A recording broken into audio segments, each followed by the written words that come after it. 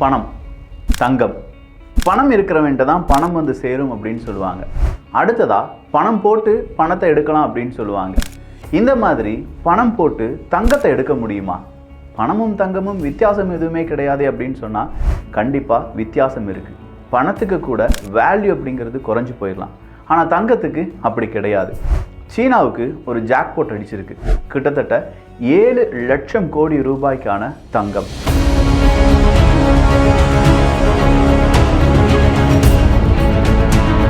அதுவும் அவங்க நாட்டுக்குள்ளேயே இருக்குது அப்படிங்கிற புதிய கண்டுபிடிப்பு. இந்த கண்டுபிடிப்பு காரணமாக சீனாவினுடைய எக்கனாமி முதல் உலக நாடுகளுடைய எக்கனாமி வரை மாறுபடலாம் அப்படின்னு சொல்கிறாங்க. சீனாவுக்கு கிடைத்திருக்கக்கூடிய இந்த லக், அதுக்கு பின்னாடி இருக்கக்கூடிய உலக அரசியல், எவ்வளவு சுலபமாக சீனா இதை எடுக்க போகிறாங்க அப்படிங்கிற பல தகவலை தான் இந்த ஒரு பதிவு வழியாக பார்க்க போகிறோம். அன்பு தமிழஞ்சங்களுக்கு தமிழ் பொக்கிஷத்தின் வணக்கங்கள்.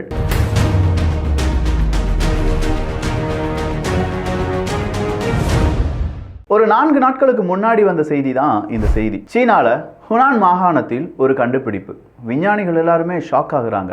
ஏன்னா இப்படி ஒரு கண்டுபிடிப்பை நம்ம கண்டுபிடிச்சிட்டோம் அப்படின்னு சொல்லிட்டோம்னா உலக நாடுகள் இதை எப்படி ரியாக்ட் பண்ணுவாங்க அப்படிங்கிறது தெரியலை. அடுத்தபடியாக இதை நம்பலாமா வேண்டாமா அப்படிங்கிற ஒரு கன்ஃபியூஷன். அதற்கான காரணம் இருக்குது. நாம் தாது மணல்கள் அப்படின்னு சொல்லுவோம். அதுலேயும் குறிப்பாக தங்கத்தினுடைய தாது மணலாக நம்ம எடுத்து அதில் 1 டன்னை எடுத்து ஒரு தங்கம் 8 கிராம் அளவுக்கான தங்கம் கிடச்சிருச்சுன்னா அந்த கிரேடு, அந்த தாது மணலினுடைய கிரேட் அப்படிங்கிறது ஹை கிரேட் அப்படின்னு சொல்லுவாங்களாம். பட் இப்போ சீனாவில் கண்டுபிடிச்சிருக்கக்கூடிய இந்த தங்கம், தங்கத்தினுடைய சுரங்கம், தங்க பாறைகள், தங்க தாது மணல்கள் அப்படின்னு சொல்கிறதுல 1 டன் தங்க தாது மணலை எடுத்து நம்ம சரிப்படுத்தினோம் என்றால் 138 கிராம் தங்கம் கிடைக்கும் அப்படின்னு சொல்கிறாங்க. ஹை கிரேடுக்கு எவ்வளோதான் தேவை? 8 கிராம் கிடைச்சா போதும் ஒரு டன்னுக்கு. ஆனால் இங்கே ஒரு டன்னுக்கு 138 கிராம் தங்கம் கிடைக்கும் அப்படின்னு சொல்கிறாங்க.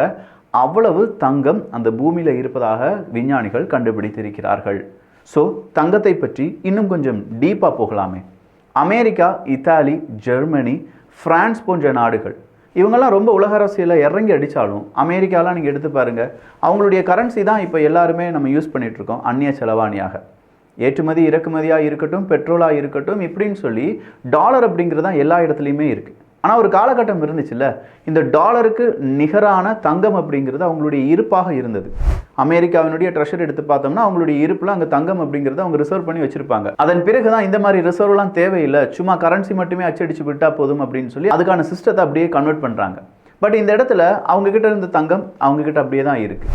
அமெரிக்காவை பொறுத்த வரைக்கும் பல உலக நாடுகளுக்கு நாங்கள் உதவி செய்கிறோம் அப்படிங்கிற பெயரில் 2வது உலகப் போர்லலாம் ஆயுதங்களை ஏற்றுமதி செய்வதும், பணத்தை கடனாக கொடுப்பதும், அதற்கு பதிலாக தங்கத்தை வாங்குறதும், ஆப்பிரிக்க நாடுகளுக்கும் இதே மாதிரி தான். நாங்கள் உனக்கு கடன் தரோம், நீ எனக்கு அதுக்கு பதிலாக தங்கத்தை தான் அப்படின்னு சொல்லி பல ரூட் வழியாக தங்கத்தை அவங்க நாட்டுக்கு கொண்டு வர்றது அப்படிங்கிறது எல்லாமே அமெரிக்கா செஞ்சுட்டு தான் இருந்தாங்க. அது இல்லாமல் அமெரிக்காவிலும் தங்கம் அப்படிங்கிறது இருப்பாக இருக்கிறது. இப்படி அமெரிக்கா தான் கூடுதலாக தங்கத்தை இருப்பு வைத்திருக்கக்கூடிய ஒரு நாடு. அமெரிக்காவில் இருக்கக்கூடிய தங்கம் அப்படின்னு சொல்கிறது அடுத்ததாக இருக்கக்கூடிய 3 நாடுகளுடைய தங்கத்தை சேர்த்தால் கூட அவ்வளவு சுலபமாக அதை பீட் பண்ணிட முடியாதான். அமெரிக்காவுக்கு அடுத்தபடியாக தங்கத்தை ரிசர்வாக வச்சிருக்கக்கூடிய நாடு எது அப்படின்னு பார்த்தீங்கன்னா ஜெர்மனி, அதுக்கு அடுத்தபடியாக இத்தாலி, அதன் அடுத்தபடியாக தான் பிரான்ஸ். ஸோ முதல் 4 நாடுகள் தான் அமெரிக்கா, ஜெர்மனி, இத்தாலி, பிரான்ஸ். இந்த 4 நாடுகள் அப்படின்னா சீனா எத்தனாவது நாடாக இருக்கிறது அப்படின்னு கேட்டிங்கன்னா 6வது நாடாக இருக்கிறது. கிட்டத்தட்ட 2200 டன் தங்கம் அப்படிங்கிறது சீனாவில் இருக்குது. இதுதான் 6வது நாடு. அப்படிப்பட்ட 6வது நாட்டில் ஒரு 1000 டன் அளவுக்கான தங்கமும் கூடுதலாக கிடைக்க வாய்ப்புகள் இருக்குன்னு சொன்னால் ஜாக்பாட் தானே. இந்த ஜாக்பாட் சாதாரணமாக அவங்களுக்கு கிடைக்கல. இங்கே தான் ட்விஸ்ட் அப்படிங்கிறது இருக்குது. நான் முன்னாடி சொன்ன ஒரு வாசகம் இருக்குது பார்த்தீங்களா, பணத்தை போட்டு பணத்தை எடு அப்படின்னு சொல்லுவாங்கள்ல, அந்த வாசகம் தான் அதுக்கு பின்னாடி இருக்கக்கூடிய உண்மை. சீனாவை பொறுத்த வரைக்கும் தங்கத்தில் இப்போ அதிக முதலீடு செய்ய ஆரம்பிச்சிருக்காங்க. ஏன்னா அவங்களுடைய எக்கனாமி பற்றி அவங்களுக்கு நல்லாவே தெரியும். அவங்களுடைய எக்கனாமி எப்போ வேணாலும் டவுன் ஆகலாம். அதற்கு நிறைய காரணங்கள் இருக்குது. உலக நாடுகள் சீனாவை தள்ளி வச்சிடலாம், இல்லை சீனாவில் ஏற்பட்டிருக்கக்கூடிய இந்த பூம் அப்படிங்கிறது சீக்கிரமாக ஒரு டவுன்ஃபாலுக்கு வரலாம். சீனாவில் உற்பத்தி அப்படிங்கிறது பல நாடுகளாலும் தடை செய்யப்பட்டு விட்டது என்றால் சீனாவினுடைய எக்கனாமி அப்படிங்கிறது கொலாப்ஸ் ஆயிடலாம். அப்போ சீனாவினுடைய யுவானை வச்சு சீனாவை காப்பாற்ற முடியுமா என்று கேட்டால் ஒரு நாட்டை அந்த நாட்டினுடைய பணத்தை வைத்து காப்பாற்றவே முடியாது. அது பல நாடுகளாலும் அக்செப்ட் செய்யப்படவில்லை என்றால். நல்லா யோசிச்சு பாருங்களேன். இன்றைக்கி வியட்நாம் எடுத்து பார்த்துக்கோங்க, கியூபா எடுத்து பார்த்துக்கோங்க. அங்கெல்லாம் போய் நீங்கள் காசை எடை போட்டு வாங்கலான்னு சொல்லுவாங்க. எடை போட்டு காசை வாங்கலாம். அப்படி வெறும் நம்ம பழைய பேப்பர்லாம் இருக்கலாம், அந்த மாதிரி இருக்கும். இதெல்லாம் ஏன் அந்த நாட்டுக்கு அந்த பிரச்சனைகள் வந்தது என்றால், அந்த நாட்டினுடைய கரன்சியை பல நாடுகளும் அக்செப்ட் பண்ணலை.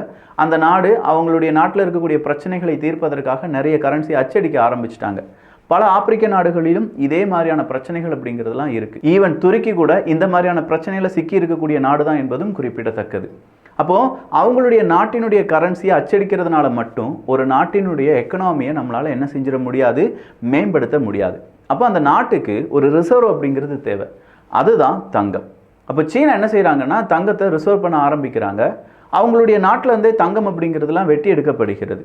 ஒரு வருடத்திற்கு கிட்டத்தட்ட 325 டன் தங்கம் அப்படிங்கிறது சீனாவிலிருந்து வெட்டி எடுக்கப்படுகிறது அப்படிங்கிற ஒரு தகவல் வெளியாகுது. உலக நாடுகள் ஒரு 190 நாடுகள் இருக்குது அப்படின்னா, இந்த உலக நாடுகளில் ஒரு 100 கிலோகிராம் தங்கம் அப்படிங்கிறது உருவாக்கப்படும் போது, வெட்டி எடுக்கும்போது அதில் 10 கிலோகிராம் எங்கிருந்து வெட்டி எடுக்கப்படுகிறது அப்படின்னு கேட்டிங்கன்னா சீனாவிலிருந்து தான். So 10% of global gold production அப்படிங்கிறது சீனாவிலிருந்து தான் வந்துட்டு இருக்கு. அப்போ சீனா நினைக்கிறாங்க இது போதாது, இன்னும் நம்ம நாட்டில் எங்கேயோ தங்கம் இருக்குது, அதை கண்டுபிடிக்கணும் அப்படின்னு சொல்லி நினைக்கிறாங்க. அப்படின்னு நினச்சா எல்லா இடத்துலையும் தான் தங்கம் இருக்கும், கண்டிப்பாக பூமிக்கு அடியில் தங்கம் இருக்க வாய்ப்புகள் இருக்குங்கிறது எல்லா நாடுகளுக்கும் தெரியும். தங்கம் இல்லாட்டி இப்போ மதுரையில் கூட அந்த டங்ஸ்டன் சுரங்கம் வரப்போகுது அப்படின்னு சொல்கிறாங்க பார்த்தீங்களா, இதே மாதிரி நம்ம ஊர்லேயும் தங்கம் அப்படிங்கிறது கேஜிஎஃப்லாம் நம்ம எடுத்து பார்த்தோம்னா தங்க சுரங்கம் தானே அதெல்லாம். இதே மாதிரி தங்கம் சீனாவிலும் கூடுதலாக இருக்கா அப்படிங்கிறத அவங்க சோதிக்க ஆரம்பித்தாங்க. இதுக்காக அவங்க ஒதுக்கின தொகை எவ்வளவு அப்படின்னு கேட்டிங்கன்னா சுமார் 1.25 லட்சம் கோடி ரூபாய். சாதாரண பணம் கிடையாது. 1.25 லட்சம் கோடி ரூபாய் கொடுத்து எந்தெந்த இடத்துல தங்கம் இருக்க வாய்ப்புகள் இருக்குது அப்படிங்கிறத அதிநவீன டெக்னாலஜியை பயன்படுத்தி எல்லா இடத்துலையுமே ஸ்கேன் பண்ண வைக்கிறாங்க. அப்படி ஸ்கேன் பண்ண ஒரு இடம் தான் இந்த ஹுனான் மாகாணம் அப்படிங்கிற இடம். இந்த ஹுனான் மாகாணத்தில் அவங்க ஸ்கேன் பண்ணி பார்க்கும்போது ரொம்ப சுலபமாக தங்கம் கிடைப்பதை அவங்களால பார்க்க முடியுது.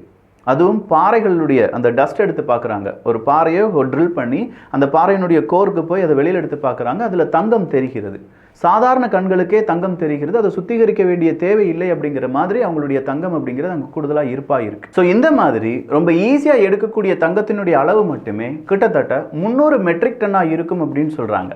1000 மெட்ரிக் டன்னு சொன்னியவிக்கு இப்போ 300 மெட்ரிக் டன் தானே சொல்கிற அப்படின்னு கேட்டால் சுலபமாக 40 வெயின்ஸ் அப்படின்னு சொல்கிறாங்க. அதாவது இந்த தங்கம் ஒரு இடத்துலேருந்து உருவாகி பல இடங்களில் பல விதமான நரம்பு மாதிரி பூமியினுடைய பல பகுதியில் பிரிந்து ஓடி இருக்கும் பார்த்தீங்களா. ஒன்று தண்ணீர் வழியாக அந்த தங்கம் கொஞ்சம் கொஞ்சமாக அடித்து செல்லப்பட்டு இருக்கலாம், இல்லாட்டி தங்கம் ஒவ்வொரு இடத்துலேருந்து உருவாகி அந்த எர்த் கஸ்ட் அப்படிங்கிறது வெடித்து சிதறி இருக்கலாம். பல வருடங்களுக்கு முன்னாடி இப்படி ஒரு 40 வெயின்ஸ் அப்படிங்கிறத கண்டுபிடிக்கிறாங்க.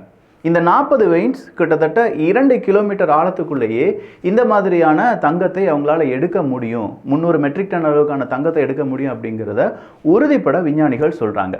எகெயின் இதுக்கான 3D மேப் அப்படிங்கிறத ப்ரொடியூஸ் பண்ணுறாங்க. அந்த 3D மேப்பை ப்ரொடியூஸ் பண்ணும்போது தான் சீனர்களுக்கு ஒரு விஷயம் புரிஞ்சது. நாட் ஒன்லி 300 டன்ஸ், கிட்டத்தட்ட இன்னும் ஒரு 700 டன்ஸ் அப்படிங்கிறது 3 கிலோமீட்டர் டெப்த்துக்கு போனோம்னா கிடைக்கும் அப்படின்னு சொல்கிறாங்க. அப்படின்னா வெறும் 3 கிலோமீட்டர் டெப்த்துக்குள்ள ஒரு 700 டன் மெட்ரிக் டன் அளவுக்கான தங்கம் அப்படிங்கிறது இருப்பு இருக்குது என்பதை கண்டுபிடிக்கிறார்கள் சீனாவினுடைய விஞ்ஞானிகள். இதுதான் டோட்டலாக 1000 டன் தங்கம் எகெயின் சீனாவுக்கு கிடைக்க போகுது அப்படிங்கிறதுக்கான செய்தி பரவுகிறது. கிட்டத்தட்ட 7 லட்சம் கோடி ரூபாய், 84 பில்லியன் அமெரிக்க டாலர். இதை கேட்கும் போதே கொஞ்சம் மலைப்பாக தான் இருக்கும். ஆனால் இது உடனடியாக செய்ய போகிறாங்களா அப்படின்னு கேட்டால் அதற்கான முடிவுகளில் சீன அரசாங்கம் ஈடுபட போகிறது. பட் இதையும் தாண்டி இந்த இடத்துலையே 1000 டன் இருக்குன்னா இன்னும் கூடுதலான இடங்களை சர்ச் பண்ணுங்க அப்படிங்கிற ஒரு தகவலை சீனாவினுடைய அரசாங்கம் வெளியிட்டிருக்கிறார்கள். ஸோ விஞ்ஞானிகள் இதை இப்போவே வெட்டி எடுக்க போகிறது கிடையாது. அதுக்கு முன்னாடி வேறு எங்கெல்லாம் இதே மாதிரி இந்த ஹுனான் மாகாணத்திலே வேறு இடங்களில் தங்கம் கிடைக்க வாய்ப்புகள் இருக்கா அப்படிங்கிற பல சோதனைகளில் ஈடுபட்டிருக்காங்க. அப்போ இப்போ கிடைச்சிருக்கக்கூடிய இந்த 1000 டன் தங்கம் அப்படிங்கிறது சீனாவினுடைய எக்கனாமியை கண்டிப்பாக வேற லெவலுக்கு கொண்டு போகும் அப்படிங்கிற நம்பிக்கை சீனாவுக்கு கிடைச்சிருக்கு. ஆல்ரெடி தங்கத்தில் முதலீடு பண்ணிட்டு இருந்த சீனாவுக்கு தங்க புதையலாக 1000 மெட்ரிக் டன் கிடைச்சிருக்க போது அடுத்ததாக சீனாவினுடைய எண்ணம் எல்லாமே இன்னும் கொஞ்சம் பணத்தை போட்டு இன்னும் நிறைய டெக்னாலஜியை பயன்படுத்தி அடுத்தடுத்த தங்கத்துக்கான புதையல்களை தேடுவது அப்படிங்கிறது தான். சரி, சீனாவுக்கு இந்த அளவுக்கான தங்கம் கிடைக்கும் போது ஏன் ஆப்பிரிக்க நாடுகளில் இல்லாட்டி இன்னும் முக்கியமான நாடுகள்லேருந்து தங்கம் வெட்டி எடுக்கப்படுகிறது அல்லவா, அங்கெல்லாம் இதே மாதிரி ரிசர்ச் செய்யக்கூடாது? செய்யலாம். அப்படி செஞ்சால் அந்தந்த நாடுகளுக்கு அது நன்மை பயக்கும். பட் இங்கே இன்னொரு பிரச்சனை இருக்குது. ஆப்பிரிக்க நாடுகளில் இந்த மாதிரியான லேட்டஸ்ட் டெக்னாலஜி கிடையாது. இந்த லேட்டஸ்ட் டெக்னாலஜியை கொண்டு போகிற ஒரு நாடு கண்டிப்பாக ஆப்பிரிக்க நாட்டுக்கு அந்த தங்கத்தை கொடுக்க மாட்டாங்க. அவங்க என்ன சொல்லுவாங்க, தங்கத்தை வெட்டி எடுத்து தா, 100 கிலோகிராம் தங்கம் நீ வெட்டி எடுத்து தாரீனா அதில் ஒரு 1/2 கிலோ வேணா உனக்கு என்ன வேணுமோ அதை நான் உங்களுக்கு தாரோம் அப்படின்னு சொல்லி ரொம்ப அடிமைத்தனம் வேலைகள் அப்படிங்கிறது தான் இப்போதும் ஆப்பிரிக்க நாடுகளிலிருந்து எடுக்கப்படும் தங்கத்தில் இருக்கிறது.